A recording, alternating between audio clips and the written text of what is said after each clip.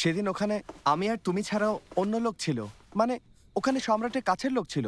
ভয় পাচ্ছিলাম যে, আচ্ছা বাদ দাও, তোমাকে এটা বলা ছাড়া আসলে আমার আর কোনো উপায় ছিল না। সম্রাটের কাছের লোক? সেদিন আমাদের দেখার ব্যবস্থা সম্রাট নিজে করেছিলেন। ওখানে লোক ছিল বলে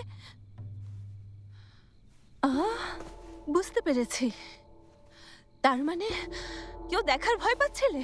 তুমি অভিজাত পরিবারের ছেলে আর আমি একজন সামান্য দাসী, সেজন্য। তুমি ভুল বুঝছো জেন, তুমি সবসময় আমার হৃদয়ে থাকো জেন। ভুল বুঝছি না গাওছান। হ্যাঁ, হতে পারে আমি প্রাসাদের সামান্য দাসী, কিন্তু আমারও আত্মসম্মান আছে। তোমার হৃদয় রাখো বা না রাখো, সম্মান করো অথবা অসম্মান করো, সেটা তোমার ব্যাপার। তোমার সাথে দেখা করতে সম্রাটের সাহায্য চেয়ে সত্যি ভুল করেছিলাম, তাই তোমার কাছে ক্ষমা চাচ্ছি। নিচু শ্রেণীর মানুষ বলে দয়া করে আমাকে এভাবে তাচ্ছিল্য করো না। দয়া করে এসব বলা বন্ধ করো জেন। জানি তুমি আমাকে বেলটা কেন দিয়েছিলে জেন। চলে যাও এখান থেকে। কি ভেবেছো এসব করলে আমি ভুলে যাব? চলে যাও, চলে যাও, শোনো। যাও বলছি। আমার কথা শোনো। হ্যাঁ, আমি জানি এখন তোমাকে যাই বলি না কেন তুমি শুনবে না, তাই কিছু বলবো না। কিছুক্ষণ পর ফিরে এসে সব বলবো তোমাকে। জেন, আমি চলে যাচ্ছি। আমি চাই তুমি ষষ্ঠ পদমর্যাদার কর্মকর্তা হও, তোমার স্বপ্ন পূরণ হোক।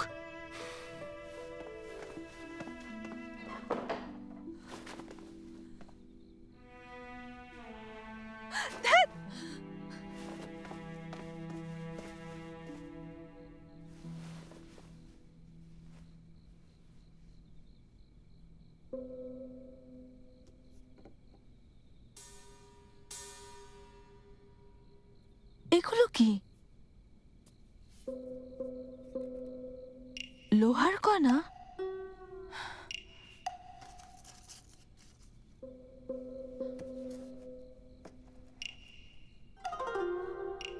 এই চীনামাটিগুলোতে কোনো লোহার কণা নেই।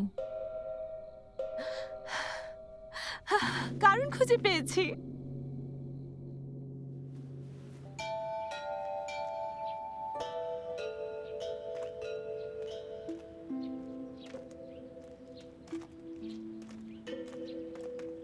ড্যানিয়াং, আচ্ছা এই গাছের জন্য পানি কোথা থেকে আনা হয়? বৃষ্টির পানি আর কূপের পানি দেওয়া হয়। রাজমাতা বলতেন মিষ্টি সুগন্ধযুক্ত ওসমন্থাস গাছটি একটু টক হওয়া উচিত, তাই শিকড়ে ভিনেগার দিতেন। বুঝতে পেরেছি। ড্যানিয়াং, কিছু মাটি বের করে দেবে? দিচ্ছি।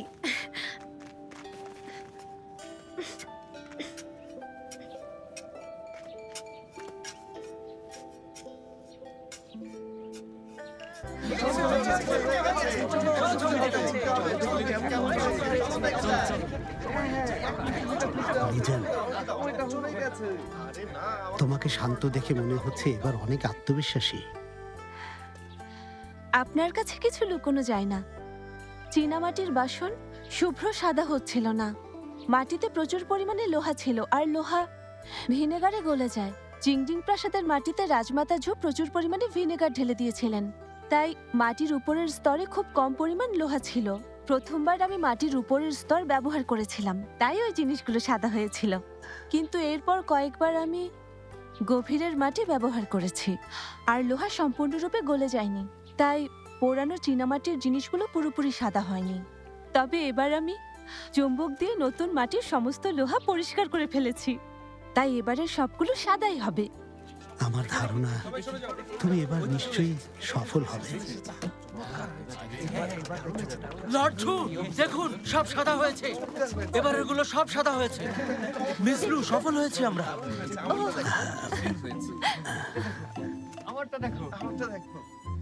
লুজেন, তুমি এখন থেকে আমাকে আর লর্ড ঝু বলবে না, আমাকে তুমি ঝু চাচা বলবে, ঠিক আছে? নিশ্চয়ই। ভাতিজি চাচা ঝুয়ের কাছে এসেছে। ঝান দেখো, সাদা চীনামাটির পাত্র। আমি চিন্তা করেছিলাম লুজেন কোনো সাধারণ একটা মেয়ে হবে, তাই ওর জন্য কিছু করতে চেয়েছিলাম, কিন্তু বুঝিনি ও এতটা পারদর্শী। ইয়ানফু, এই কাপগুলো নিয়ে যাও, রাজপত্নীকে দেবে আর বলবে এবছরের সেরা চাটা প্রস্তুত রাখতে। আমি পরে এসে এর স্বাদ নেব। জি। জান, তুমি লুজেনকে বলবে আমার এক সেট সাদা চীনামাটির প্লেট দরকার। সময় পেলে যেন আমাকে তৈরি করে দেয়। সেটা কি করে বলবো? জেন আমাকে উপেক্ষা করছে। তুমি তো স্পষ্টভাবে তোমার যা স্বভাব, নিশ্চয়ই মেয়েটাকে উল্টোপাল্টা কিছু বলে বিরক্ত করে ফেলেছো। ঠিক হয়েছে। ভেবেছিলাম আমি একমাত্র লোক যাকে নির্যাতন সহ্য করতে হয়, কিন্তু চিন্তাও করিনি যে আমাদের ঝানেরও এই দিনটা আসবে। মহারাজ, আচ্ছা ঠিক আছে, ইয়ানফু, আদেশ লিখো। চিংজিং প্রাসাদের দাসী লুজেনকে ৮ম শ্রেণীর পদমর্যাদা দিয়ে রাজকোষ বিভাগের দায়িত্ব দেওয়া হচ্ছে। তাকে প্রশাসনিক ভবনে থাকতে হবে না। ভবিষ্যতে সে চিংজিং প্রাসাদেই থাকবে। যেমন আদেশ। কেমন হলো? কি ব্যবস্থাটা ভালো লাগেনি? চিংজিং প্রাসাদ কম কোলাহলপূর্ণ আর শান্ত থাকে। একান্তে দেখা করতে সুবিধা হবে।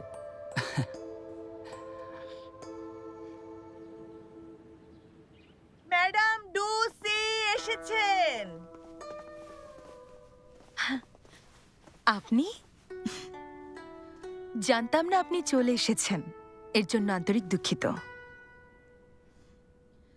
অসুস্থ হয়ে অনেক দিনই জিংশিন হলে ছিলেন। আজ হুট করে এখানে কারণটা কি জানতে পারি? একটা অনুরোধ করব। লুজেন আজ কর্মকর্তা হিসেবে নিয়োগ পাচ্ছে। সে আমারও একজন ছাত্রী।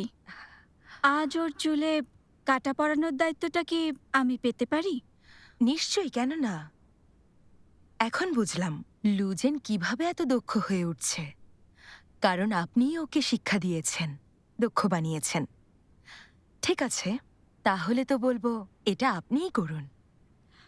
লৌ সাংশি, আপনি সত্যি বুদ্ধিমতী। চলুন।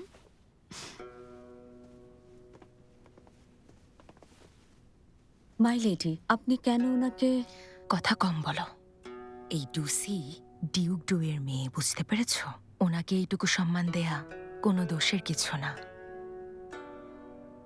লুজেন প্রবেশ করছেন।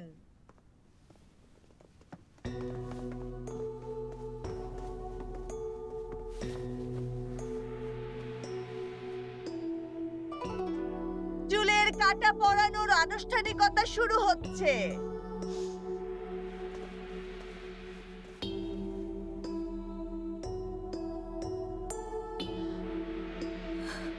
আপনি শান্ত হও।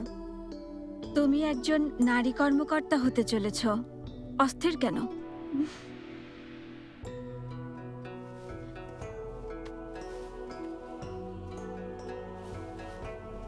মাথা নিচু করো জেন।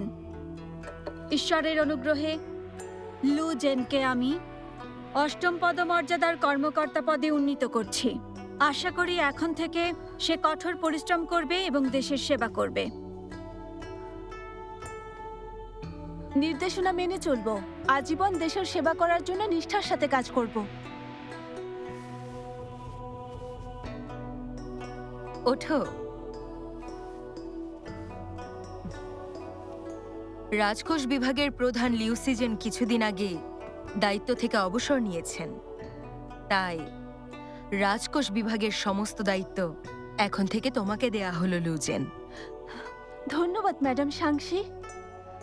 মাথা উঁচু করো লুজেন। মনে রেখো, এখন থেকে তুমি আর কোনো দাসী না। আজ থেকে তুমি আমাদের সহকর্মী হলে। এখন থেকে আমি আর দাসী না। অভিনন্দন ম্যাডাম লু। অভিনন্দন ম্যাডাম লু। অনেক বছর পরও লুজেন এই দিনটিকে গভীরভাবে মনে রেখেছিল। এই সময় থেকে নিজের প্রচেষ্টার উপর নির্ভর করে সে দাসত্ব থেকে মুক্তি পায় এবং দীর্ঘদিনের হারানো সম্মান ও বিশ্বাস ফিরে পেতে থাকে।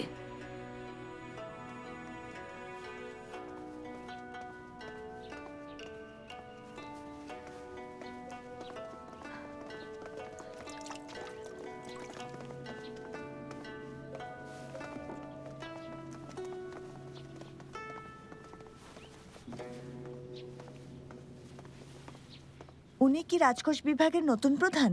আরে হ্যাঁ, ৬ মাস আগে আমার সাথে প্রাসাদের দাসী হয়ে এসেছিল। পরে আমাকে জিংগুয়াং প্রাসাদে আর ওকে চিংজিংয়ে পাঠায়। ভাবতেই পারিনি ও এভাবে চোখের পলকেই চতুর্থ শ্রেণীর দাসী থেকে কর্মকর্তা হয়ে যাবে। ঠিক বলেছ। অন্য দুই নবনিযুক্ত নারী কর্মকর্তা মাত্র নবম পদমর্যাদার, কিন্তু ওকে শুরু থেকে অষ্টম পদমর্যাদা দেয়া হয়। এখানে সত্যিই কিছু একটা আছে।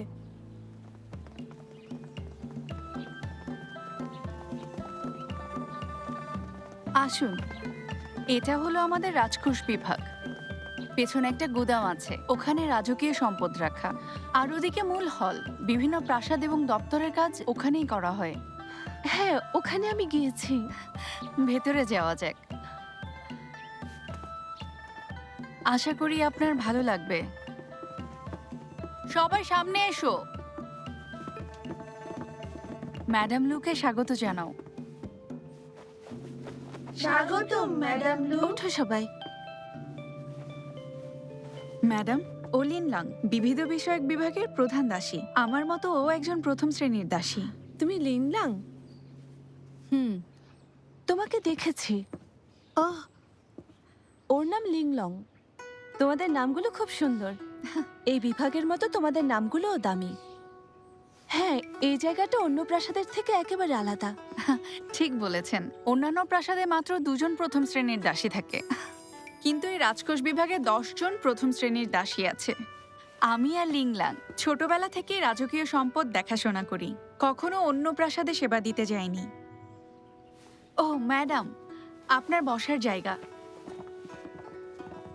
মূল হলের পেছনে একটা বিশ্রামের জায়গা আছে, ক্লান্ত হলে সেখানে গিয়ে বিশ্রাম নিতে পারেন, চাইলে ওখানে থাকতেও পারেন। দরকার নেই, মহারাজের অনুমতি নিয়েছি। চিংজিং প্রাসাদেই থাকবো। সবকিছু দেখাশোনার জন্য এখানে প্রতিদিন আসবো। বাকিরা কোথায়? ওদের আসতে বলো। জি। আপনি মাত্র এখানে এসেছেন। রাজকোষ বিভাগে 48 জন লোক কাজ করে। নিয়ম অনুসারে সব বিভাগে একজন নবম পদমর্যাদার ইয়েজেন, একজন অষ্টম পদমর্যাদার ঝাংজেন, সপ্তম পদমর্যাদার ডিয়ানজেন এবং একজন ষষ্ঠ পদমর্যাদার সিজেন থাকা উচিত। কিন্তু এখন কেবল আপনি দায়িত্বে আছেন। আর এখানে 5টি বিভাগ আছে: নির্মাণ, সংগ্রহ, সাজসজ্জা, রাজভাণ্ডার এবং বিবিধ বিষয়। আমি রাজভাণ্ডারের দায়িত্বে আছি। বিভাগীয় প্রধানকে স্বাগত জানাও।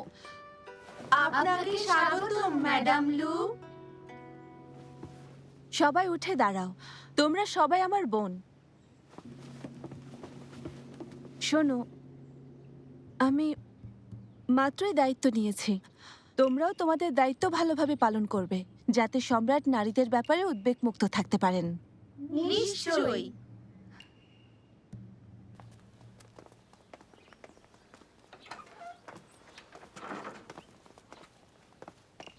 কোথায় উনি? চেহারা দেখে মনে হচ্ছে গতবার তুমি ওনাকেই অপমান করেছিলে। বোঝা যায় উনি অনেক বুদ্ধিমতী। তোমাকে আরো নম্র থাকতে হবে, তাহলে কাউকে কিছু বলবেন না। শোনো, উনি এবছরের হিসাবের বই দেখতে চেয়েছেন। হিসাবের বইয়ের একটা স্তূপ ধরিয়ে দিয়েছি, দেখা যাক কতক্ষণে শেষ করেন। তোমার ভয় হয় না? এমন করলে উনি যদি রেগে যান? ভয় পাবো কেন? যদিও উনি অষ্টম পদমর্যাদার, তবে এর আগেও এই বিভাগে অনেক নারী কর্মকর্তা এসেছেন। সবাই নিজেদের ইচ্ছামতো এসেছেন, আবার চলে গিয়েছেন। শুধু এখানে যারা স্থায়ী হয় তারা হচ্ছে তোমার আমার মতো পুরনো দাসীরা। কিন্তু আমার মনে হয় এই লুজেন ওই লিউ সিজনের চেয়ে অনেক বেশি শক্তিশালী। রাজ্যে প্রবেশ করেই অষ্টম পদমর্যাদার কর্মকর্তা হয়ে গেছে, আর সম্রাট ওনাকে প্রাসাদে থাকার অনুমতিও দিয়েছেন। একটা মেয়েকে কত সুযোগ সুবিধা দিচ্ছেন। এসব ভাবতে হবে না, আমাদের শুধু নিজেদের রক্ষা করে যেতে হবে। শোনো, যারা যত বেশি মূল্যবান তারা কাজে তত অদক্ষ। তখন দেখলে না আমাদের সবাইকে কেমন বোন বলে ডাকলো? একজন যোগ্য কর্মকর্তা এ ধরনের আচরণ করে বলো? যাই বলো, আমার মনে হয় উনি লৌসাংশীর কাছের লোক। লৌসাংশীর লোক? হাহ, ভুলে গেছো? শেষবারে লিউসিজানাও লৌসাংশীর লোক ছিল। তিনি হিসাব পরীক্ষা আর গুদাম পরিষ্কার করতে চেয়েছিলেন, কিন্তু যখন উনি হিসাবের সেই পবিত্র বইটা দেখলেন তখনই অজ্ঞান হয়ে গেলেন। তাহলে বলো, আমাদের কথা না শুনে আর কোনো উপায় আছে? চলো যাই।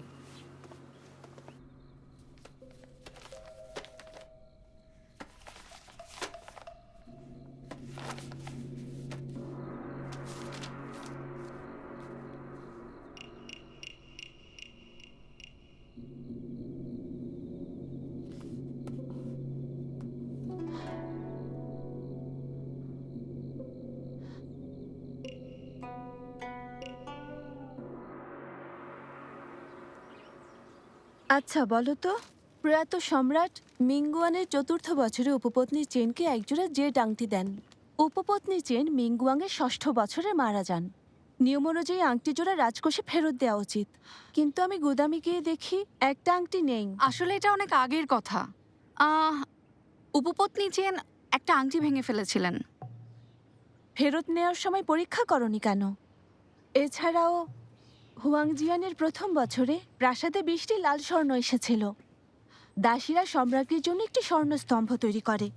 তখন ওই স্তম্ভটার ওজন ছিল প্রায় ১৮ কেজি, কিন্তু এখন সেখানে অর্ধেকও নেই। ম্যাডাম, সোনার ব্যাপারটা একটু জটিল। খাঁটি সোনাকে যখন একটা স্তম্ভে রূপান্তরিত করা হয় তখন অনেকটা সোনা হারিয়ে যায়, তাই না? হ্যাঁ, রাজপ্রাসাদের বাইরের কারিগররা স্বর্ণের ১/২৫ হারান, কিন্তু এখানে এত বেশি কেন? একটু আগেই তো বললে রাজকোষের জন্য দাসীদের বিশেষভাবে নির্বাচন করা হয়। এর মানে কি রাজপ্রাসাদের বাইরের কারিগররা প্রাসাদের কারিগরদের চেয়ে বেশি দক্ষ? এটা কি সত্যি কখনো সম্ভব? আমি ঠিক বলতে পারছি না। নির্মাণ বিভাগের কাউকে জিজ্ঞেস করুন। দরকার নেই, ওদের সাথে আমি পরে কথা বলবো। আমার মনে হয় তোমাদের আরো সাবধানতার সাথে হিসাব করা উচিত। আপনি ভালো বোঝেন।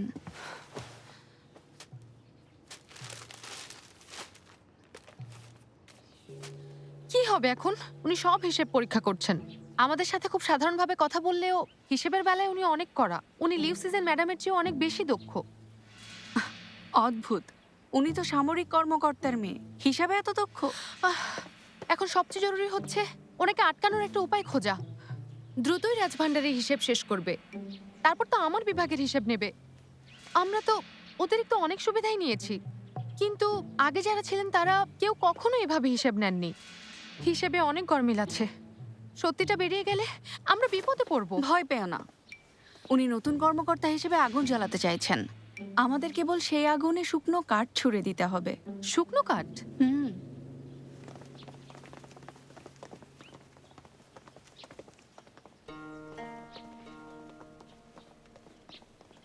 ওটা লু জেন।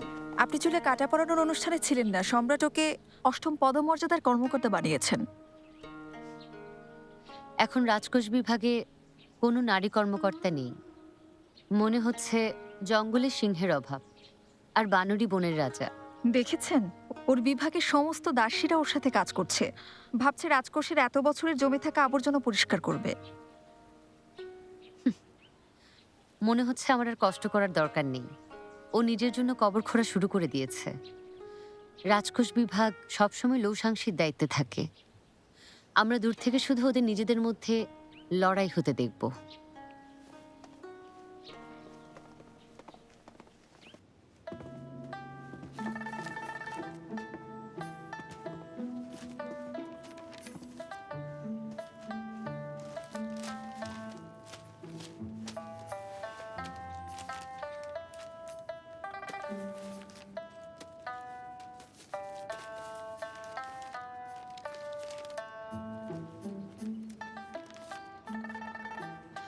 এই শোনো, গুদামে থাকা মুক্তার সংখ্যাতে গরমিল আছে, আর কর্পূরের ব্যবহারও অনেক বেশি। তাহলে তুমি কিভাবে এই হিসাবটাকে সঠিক বলতে পারো?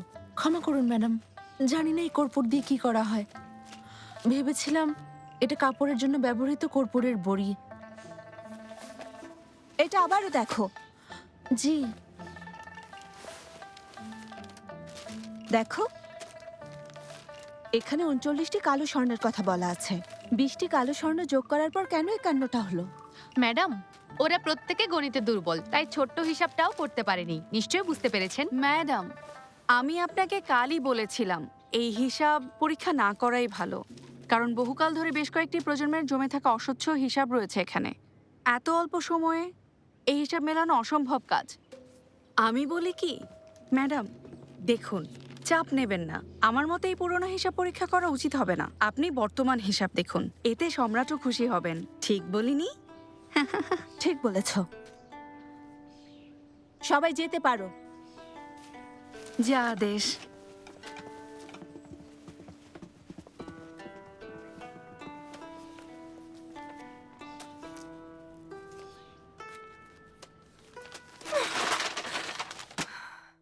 ম্যাডাম, এখন কি করব? ওদের সাথে সবসময় ভালো আচরণ করি, তবু ওরা সামনে এক আর পেছনে অন্য আচরণ করে।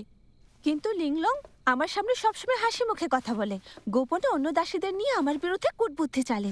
জানি তুমি দাপ্তরিক বিষয় একদমই বোঝো না। তোমাকে একটা কথা জিজ্ঞেস করি, ধরো 5 বছর প্রাসাদে আছো, 6ষ্ঠ বছরে কম বয়সী নতুন ম্যাডাম এসে রোজ অনেক কিছু করতে বলে, যেমন 100 বার মেঝে মোছা, 20 বার কাপড় ধোয়া।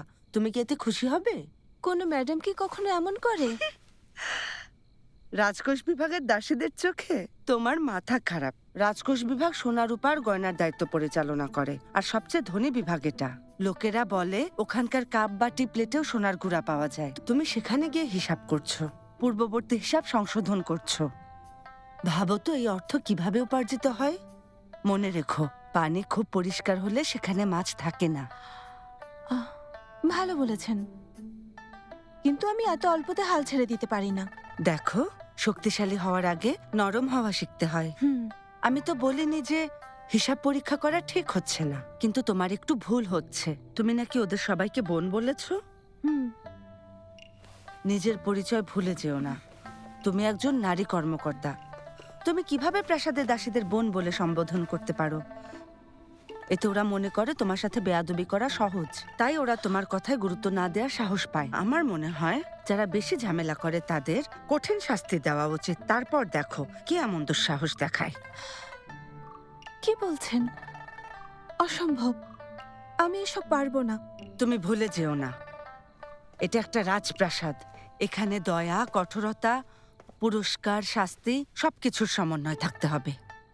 যাই বলুন, আমি কাউকে আঘাত করতে পারবো না। হ্যাঁ, দয়ালু হওয়া ভালো, কিন্তু তুমি যদি এত নরম মনের হও তাহলে ধাপে ধাপে কিভাবে এগিয়ে যাবে?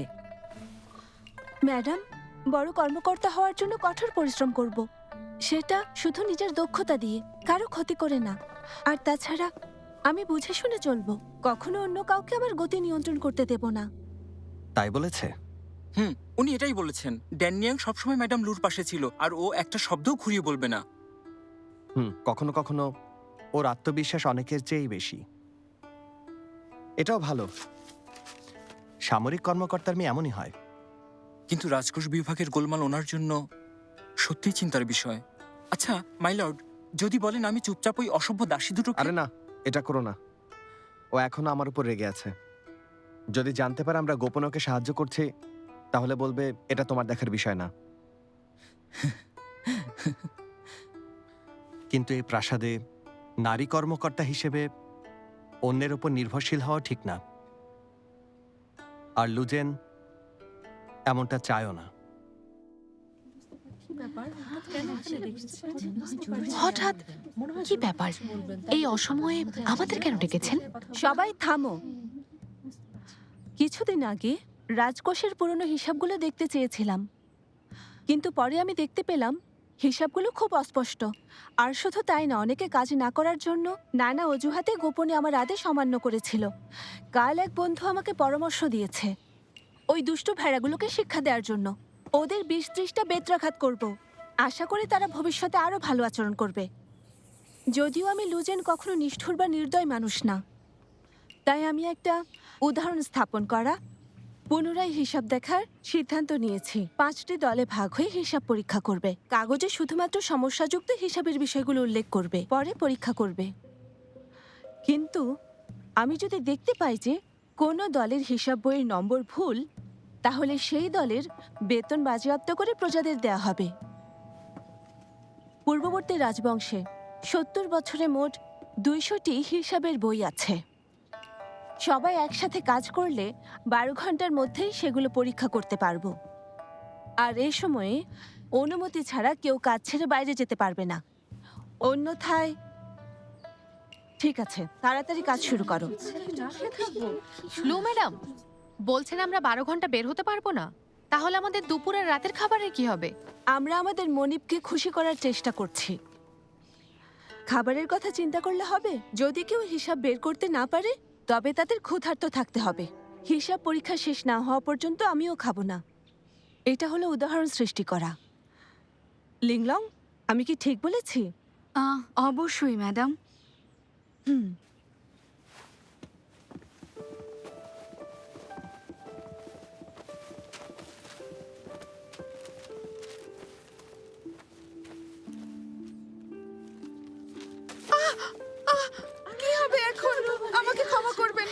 ইচ্ছে করে করিনি। ক্ষমা করবেন ম্যাডাম, ইচ্ছে করে করিনি। নিশ্চয় তুমি কিছু লুকাচ্ছ। তোমার এত বড় সাহস! কোনো ভুল ধরা পড়ার ভয়ে ইচ্ছে করে বইটা নষ্ট করেছো, তাই না? না ম্যাডাম, ইচ্ছে করে করিনি। কি ভেবেছো সবাইকে এত সহজে ধোকা দিতে পারবে? ম্যাডাম, আপনি ওকে কোনো কঠিন শাস্তি দিন। চুপ করো, এটা বড় কোনো বিষয় না, এত হইচই করার দরকার নেই। লিংলাং, এটা বাইরে নিয়ে ভালোভাবে রোদে শুকাতে দাও। রোদে? যদিও কালি দিয়ে লেপটে গেছে, সূর্যের দিকে ধরলে কালিটা শুকানোর পর লেখা বোঝা যাবে। কিন্তু ম্যাডাম, হয়েছে। এই বইটা 13 বছর আগের, যখন ও প্রাসাদে আসেনি। ও কেন ইচ্ছে করে পূর্ববর্তী রাজবংশের দাসীর জন্য বইটাতে দাগ লাগাবে? অসংখ্য ধন্যবাদ ম্যাডাম। ঠিক আছে, এটা নিয়ে আর কোনো কথা নয়। তবে হ্যাঁ, এটা নষ্ট করার জন্য তোমাকে শাস্তি পেতে হবে। শাস্তি হবে, এখানকার সবার জন্য হাত মুখ ধোয়ার পানির ব্যবস্থা করবে তুমি। ঠিক আছে ম্যাডাম, আমি যথাসাধ্য চেষ্টা করব। এখন উঠে দাঁড়াও। তোমরা আজ যে হিসেবটা করছো, এটা কাউকে বিব্রত করার জন্য না। রাজকোষ বিভাগের প্রধান হয়ে এখানের সম্পদের পরিমাণ আমি জানতে চাইতেই পারি। আমি জানি রাজকোষের হিসাবে অনেক গরমিল আছে, যা অনেক দিনের পুরনো, কিন্তু যত তাড়াতাড়ি সম্ভব আমাদের এর সমাধান করতে হবে। এটা বিষ ফোড়ার মতো, যা ধীরে ধীরে বড় হতে থাকে। যদিও এটা এখনো ফুটে ওঠেনি, তবে আজ বা কাল এটা ফেটে যাবে। আমরা জানি এই প্রক্রিয়াটা অনেক কষ্টদায়ক। পুঁজটা জলদি বের হয়ে গেলে ফোড়াটা দ্রুত সেরে যায়। আমি লুজেন প্রতিশ্রুতি দিচ্ছি, যার হিসাবেই ঘাটতি থাকুক না কেন, তোমাদের শাস্তি দেব না। কারণ আজ আমরা যা করছি তা হিসাব পরীক্ষা করা, কাউকে শাস্তি দেওয়ার জন্য নয়। যে দল আজ প্রথম এই হিসাবের বইগুলো খুঁজে পাবে, তারা পুরস্কার হিসেবে 2 তোলা সোনা পাবে। দ্বিতীয় যারা হবে তারা পাবে 1 তোলা, আর তৃতীয়রা পাবে দ্বিতীয়র চেয়ে অর্ধেক। কি হলো, খুশি হওনি? জি ম্যাডাম, আপনাকে অনেক ধন্যবাদ।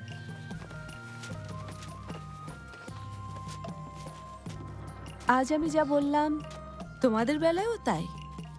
আমি চাই না আর কোনো ঝামেলা করো। নিশ্চয়ই।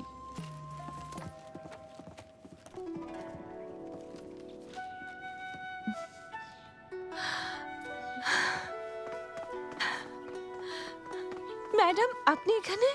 তুমি কিভাবে দায়িত্ব পালন করছো সেটা দেখতে এলাম। তাই ভাবিনি যে তুমি কাউকে এত সহজে কড়া কথা বলতে পারবে। অনেকবার আপনার ধমক খেয়েছি, তাই শিখতে পেরেছি। তাই আমি ধমক দিয়েছি? কিন্তু এই পুরস্কারের ব্যাপারটা কি ছিল? যখন দোকান সামলাতাম প্রায় এই কৌশলটা ব্যবহার করতাম। জানেন না তো, কাজের ব্যাপারে ওরা সবাই কতটা মনোযোগী। এদের আগ্রহ আরো বাড়াতে চাই। সম্রাটের দেয়া কিছু স্বর্ণ খরচ করতে হচ্ছে আমাকে, আর ওদের কাজে আগ্রহ বাড়ানোর জন্য আমাকে এটুকু করতেই হবে। তোমার মতো হিসেবি মেয়ের জন্য রাজকোষ বিভাগে ঠিক আছে। চিন্তিত ছিলাম যে তুমি সব সামলাতে পারবে কিনা। ঠিক আছে, সব সামলে নিচ্ছি। ওদের উপর বেশি চাপ দিও না, কিন্তু অন্য বিভাগের কাউকে এটা জানতে দিও না, এতে লিউ সিজনের ক্ষতি হবে। আপনি অনেক কিছু ভাবেন।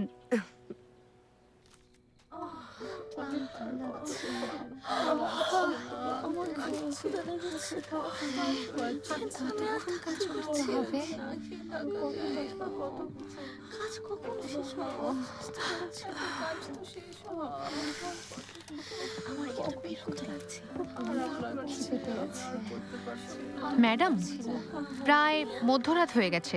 তাছাড়া কয়েকজনের কাছে শুনেছি কদিন আগে অসুস্থ ছিলেন। আপনি বললে আমি আপনার জন্য কিছু খাবার নিয়ে আসি। না, আগেই বলেছি, কাজ শেষ না হলে আমরা কেউ খাবার খেতে পারবো না। কিন্তু ম্যাডাম, আপনার জন্য না হলেও অন্তত বাকিদের কথা ভাবুন।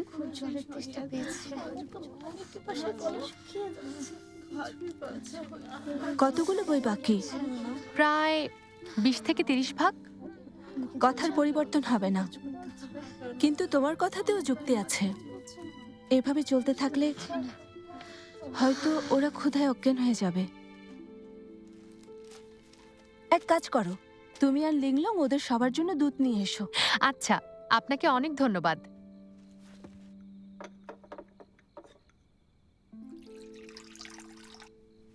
ম্যাডাম, আপনিও একটু খেয়ে নিন। খাবো না, আমার খিদে নেই। ম্যাডাম, কেন এভাবে কষ্ট পাচ্ছেন? আমি সত্যি খেতে চাই না। সবাইকে দুধ খেতে বলেছি, ভয় পাচ্ছিলাম ওরা অসুস্থ হয়ে পড়বে কিনা, কিন্তু আমাকে কথা রাখতে হবে।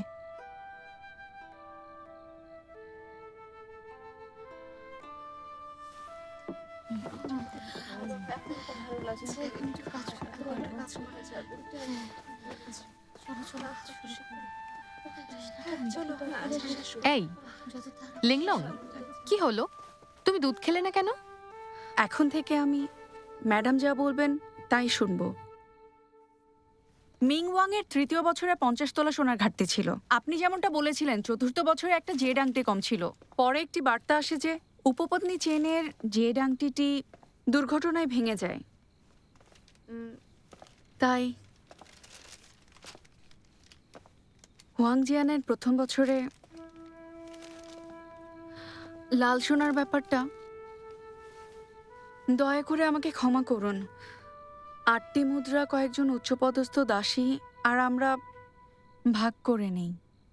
আমি এতেই খুশি তুমি আমাকে সব বলছো। আবার নতুন করে সব শুরু করব। তবে দয়া করে সে পুরনো নিয়মগুলো আর পুনরাবৃত্তি করো না। এখন থেকে রাজকোষের হিসাব স্বচ্ছ থাকবে।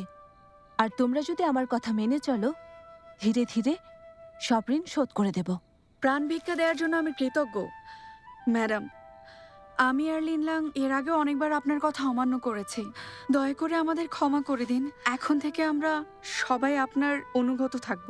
আপনার বিরুদ্ধে কোনো অভিযোগ করব না। আচ্ছা ঠিক আছে, আমিও প্রথমে একজন দাসী ছিলাম। এটা সহজ না। এই কথাগুলো আর কখনো আমি বলতে চাই না। যেহেতু হিসাব পাওয়া গেছে, এই ঘাটতিগুলো আমরা এখন কিভাবে পূরণ করব? ম্যাডাম, এ নিয়ে ভাববেন না। যদিও আমাদের অনেক ঘাটতি রয়েছে, আমাদের কাছে আরও জিনিসপত্র আছে। গুদামে আমরা এই জিনিসগুলো পেয়েছি। আমি জানি না পূর্ববর্তী রাজবংশ কখন এগুলো হস্তান্তর করেছিল, কিন্তু সেগুলো খাতায় লিপিবদ্ধ করা হয়নি। সত্যি?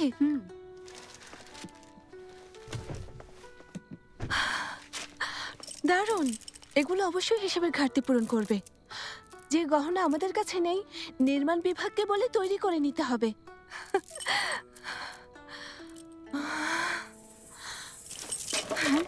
ম্যাডাম, ম্যাডাম, কি হলো আপনার? তুমি কেন নিজের শরীরের যত্ন নাও না? জানি ঠিকমতো ওষুধ খাওনি। রাজকোষ বিভাগে কাজ শুরু করেই ক্ষুধায় অজ্ঞান হয়ে গেছো। অন্যরা শুনলে তো তোমাকে নিয়ে হাসবে। ও, তুমি প্রধান দাসী হয়ে গেছো বলে রাগ দেখাচ্ছ। ম্যাডাম যেন কাকে পুকুর পরিষ্কার করার নির্দেশ দিয়েছিল, কিন্তু সে শ্যাওলার উপর পা রেখে মুখ থুবড়ে পড়ে গিয়েছিল। আমি এত দায়িত্ব নিতে চাই না। আমি হচ্ছে একটা বোকাশোকা মানুষ। কিন্তু তুমি আমাকে অনেক দায়িত্ব দিতে চাও। প্রধান দাসী হওয়ার জন্য জোর করছো। এটা শুধু তোমার অজুহাত। বোকা হাঁসও যদি সাঁতার কাটতে থাকে, মাছে পূর্ণ মিঠা পানির পুকুর পেতে পারে। আপু, তুমি একদম ঠিক বলেছো। চিংড়ি মাছ আর হাঁস দিয়ে স্যুপ রান্না করলে খুবই সুস্বাদু হবে। ছাড়ো, তুমি বুঝবে না। যাই হোক, আমি আমার কষ্টের ফল পেয়েছি। এত কিছু হয়ে যাওয়ার পর রাজকোষ বিভাগের কেউ আর আমার বিরুদ্ধে দাঁড়াতে পারবে না।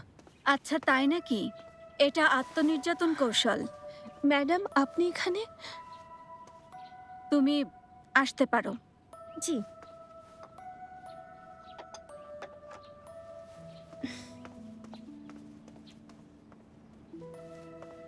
রাজকোষ বিভাগের হিসাব পরীক্ষার জন্য নিজেই পদ্ধতিটা বের করেছো? জি। দয়া আর বল প্রয়োগ ব্যবহার করেছো। কৌশল খাটিয়ে ওদেরকে নিয়ন্ত্রণ করেছো। বুঝতেই পারিনি লুজেন হিসাবের ব্যাপারে এতটা দক্ষ হবে। ম্যাডাম, ভুল ভাবছেন। আমি আসলে ওভাবে। ভয় পাচ্ছ কেন? আমি তো তোমার প্রশংসা করছি। জানো কেন? উত্তরচি প্রতিষ্ঠার পর থেকে সেখানে অনেক নারী পুরুষ কর্মকর্তা থাকা সত্ত্বেও আদালতে আলোচনা করতে পারতেন শুধু একজন নারী কর্মকর্তা। তিনি পূর্ব রাজবংশের ৪র্থ শ্রেণীর ইতিহাসবিদ শে লিংহুয়ান। কারণ উনি চেন লুইয়ের শি পরিবারের বৈধ কন্যা? হয়নি, কারণ তাদের নারী কর্মকর্তারা অযোগ্য আর সর্বক্ষণ তারা অভ্যন্তরীণ প্রাসাদের মনোযোগ দিতে ব্যস্ত।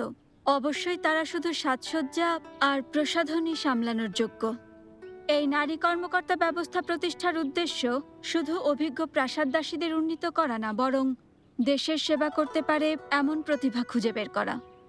কিন্তু যখন প্রাসাদের নারী কর্মকর্তাদের দিকে তাকাই, হয় তারা কেবল লৌ আর ওয়াংকে অনুসরণ করে প্রভাবশালীদের অনুগ্রহ অর্জনে ব্যস্ত, অথবা তাদের নিজের জায়গা রক্ষা করতে। তুমি একমাত্র ব্যক্তি যে বুদ্ধিমান, নির্দয়, কাজের ধরনও সূক্ষ্ম। তুমিই আমার প্রশিক্ষণের উপযুক্ত। ম্যাডাম, আমি এতটা নির্দয় না। বলেছি তো, এসব তোমার প্রশংসা। তুমি যদি কঠোর না হও তাহলে অন্য সবাই নির্দয় হবে। ঝুগে কংমিং কি একজন জ্ঞানী মন্ত্রী ছিলেন? তিনি চোখের পলক না ফেলেই ঝোয়ের হত্যার পরিকল্পনা করেছিলেন। পশ্চিম হাং রাজবংশের শিয়াওহি তো ধার্মিক ছিলেন, তবুও হাংসিং শেষ পর্যন্ত তার হাতেই মারা গিয়েছিলেন। তাদের পুরো ইতিহাস জুড়ে কোনো শক্তিশালী কর্মকর্তার হাত কি পরিষ্কার ছিল? লুজেন, আমি লক্ষ্য করেছি রাজকোষ বিভাগে আজ তোমার কর্মকাণ্ড বেশ কঠোর ছিল। তাই এখন থেকে আমি তোমাকে এসব ব্যাপারে সব কিছু শেখাবো। তুমি যদি আমার কাছে শিখতে চাও, নিশ্চিত 5 বছরে লৌ সাংশি আর বাকিদের মর্যাদায় পৌঁছে যাবে তুমি। ম্যাডাম, ভুল হচ্ছে। আমি কখনো এসব ভাবিনি। ও আচ্ছা, তাই বুঝি? যদি এমন কিছু ভাবো তাহলে আমার কাছে চলে এসো। কিন্তু লুজেন, এ ব্যাপারে সাবধানে ভাববে। তুমি কি সত্যিই একদিন হেরেমের সবচেয়ে গুরুত্বপূর্ণ ব্যক্তি হতে চাও না? তুমি কি সত্যিই বিচার বিভাগে প্রতিষ্ঠিত হতে চাও না? সেই পুরুষদের দমন করে রাষ্ট্রীয় বিষয়ের কথা অকপটে বলতে চাও না? লুজেন, আমি জানি তুমি কেমন মেয়ে। তোমাকে আমি তোমার চেয়ে ভালো বুঝি।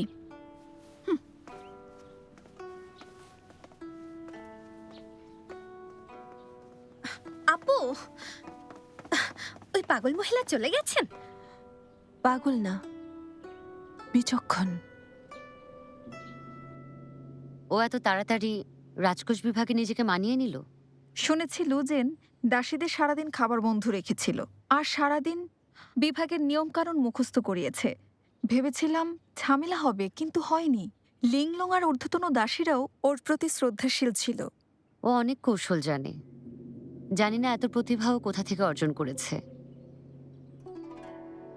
কয়েকদিন আগে রাজকীয় এক ঘোষণাপত্রে দেখেছি প্রিন্স চাঙ্গুয়ান রাজস্ব বিভাগ দেখছেন, আর বেশ কিছু ঘাটতিও খুঁজে পেয়েছেন।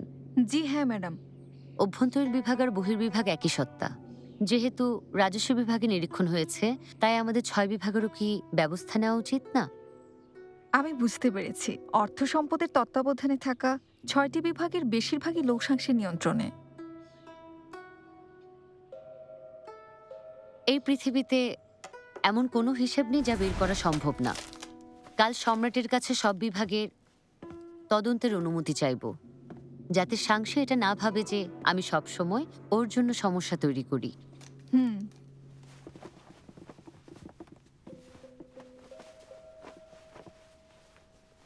নববর্ষ ঘনিয়ে এসেছে, তাই রাজস্ব বিভাগকে 6টি বিভাগের হিসাব পর্যালোচনা আর হেরেমের সংস্কারে অভ্যন্তরীণ বিভাগের সাথে একযোগে কাজ করার জন্য আদেশ দেওয়া হচ্ছে।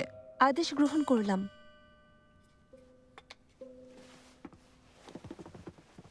ম্যাডাম লু বেশ কয়েকদিন ধরে এ বিভাগে আছেন। আমার বিশ্বাস আপনি এখানকার সব সমস্যা সমাধান করে ফেলেছেন। আপনার কাছে সমস্ত হিসাব অভ্যন্তরীণ বিভাগে জমা দেওয়ার জন্য 2 ঘন্টা সময় আছে। কিছু না পাওয়া গেলে আপনিই দায়ী হবেন।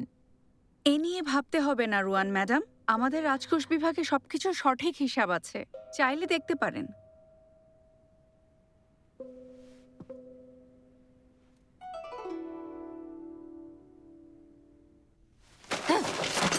ওই ওয়াংশুয়ান আসলে চাইছেটা কি?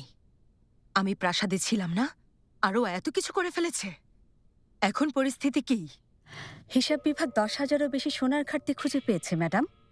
খাদ্য বিভাগে কাঠকয়লা আর চালের হিসেব পাওয়া যাচ্ছে না, কিন্তু সমস্যা হলো। আর রাজকোষ বিভাগ? ঠিক আছে, ওখানে কোনো সমস্যা নেই।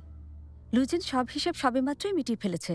এমনকি রাজস্ব বিভাগের কর্মকর্তারাও হিসাবকে স্পষ্ট ও নির্ভুল বলে প্রশংসা করেছেন। আমার মনে হয় ওয়াং সাঙ্গি ম্যাডাম চেয়েছিলেন লুজেনের সমস্যা হোক, কিন্তু 3 বার পরীক্ষা করেও ওই বিভাগে কোনো গরমিল খুঁজে পাননি। দারুণ, সত্যি লুজেন আমার জন্য বিরাট কাজ করেছে। লুজেনের প্রশংসা করে সম্রাটের কাছে একটা স্মারকলিপি লেখো। মনে রেখো, প্রশংসার যেন কোনো কমতি না হয়। যদি সম্রাট ওর প্রশংসা পেয়ে কোনো আদেশ দেন, তাহলে আমার দোষগুলো সবার আড়ালে পড়ে যাবে। রাজপত্নী শিয়াও কিছু না করলে আমার জায়গাটা ঠিকই শক্ত থাকবে। মহামান্য সম্রাট আদেশ জারি করেছেন রাজকোষ বিভাগের প্রধান লুজেন প্রজ্ঞা এবং বিচক্ষণতার সাথে তার দায়িত্ব পালন করায় পুরস্কার হিসেবে সম্রাট তাকে 2টি মূল্যবান বেল্ট আর 50টি স্বর্ণমুদ্রা উপহার দিচ্ছেন। অসংখ্য ধন্যবাদ মহারাজ। ওঠো লুজেন। ভেবেছিলাম তুমি কেবল দক্ষ চীনামাটির জিনিসের কারিগর, কখনো ভাবিনি দক্ষ ব্যবস্থাপকও হবে। অসংখ্য ধন্যবাদ। আমি তো শুধু আমার কাজ করেছি মহারাজ। ঠিক আছে, এত বিনয়ী হওয়ার দরকার নেই। আমি ইতিমধ্যেই তোমার গতবারের দেয়া সাদা চীনামাটির ফুলদানিটা মাকে দিয়েছি। উনি পছন্দ করেছিলেন আর তোমাকে পুরস্কৃত করার প্রতিশ্রুতি দিয়েছিলেন। আমি আরও কয়েকটা জিনিস তৈরি করাতে চাই। তুমি জিনিসগুলো তৈরি করতে পারবে? আপনি শুধু আদেশ করুন মহারাজ। আমি তোমার সাথে বসে কথা বলতে চেয়েছিলাম, কিন্তু শ্রম বিভাগের লোকেরা বাইরে অপেক্ষা করছে। এক কাজ করো, ইয়ানফোর সাথে গিয়ে ভেতরে বসো, আর কিছুক্ষণের মধ্যে আমি যা যা জিনিস চাই তোমাকে জানানো হবে। জি।